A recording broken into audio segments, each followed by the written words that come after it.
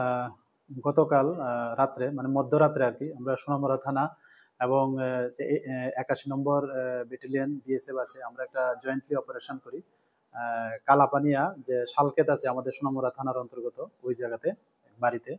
তো এখানে আমাদের সিক্রেট সোর্সের ভিত্তিতে এই যে অভিযানটা করা হয় দিলওয়ার হোসেন এবং মানে ওনার বাড়িতে আর কি। তো আমরা যথারীতি সমস্ত আইনি পদ্ধতি মেনে আমরা ওনার বাড়ি রেড করি এবং ওনার বাড়ি থেকে আমরা 1 গ্রাম গাঁজা ভর্তি মানে ড্রাম উদ্ধার করি, যা ওজন করলে দেখা গেল 30 কেজি 170 গ্রাম।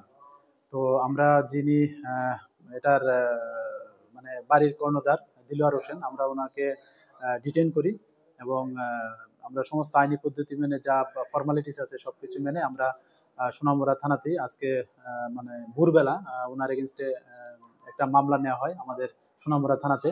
তো আজকে আমরা ওনাকে আমাদের যে মহামান্য আদালত আছে ওখানে প্রেরণ করছি এবং পুলিশ রিমান্ডও চাচ্ছি। তো আমরা প্রিলিমিনারি ইন্টারোগেশনে ওইখান থেকে অনেক নাম বেরিয়ে আসছে, তো আমরা এগুলি ভেরিফাই করছি। আমাদের যে সিস্টার এজেন্সি আছে প্লাস আমাদের যে বিএসএফ এর যে এজেন্সি আছে, তো আমরা সব মিলিয়ে আমরা দেখছি যে এগুলির মানে কি মানে সার্বতা বা এগুলির কি এভিডেন্স আছে, তো এগুলি ভেরিফাই করে আমরা অবশ্যই তাদেরও মানে আইনের আওতায় নেব।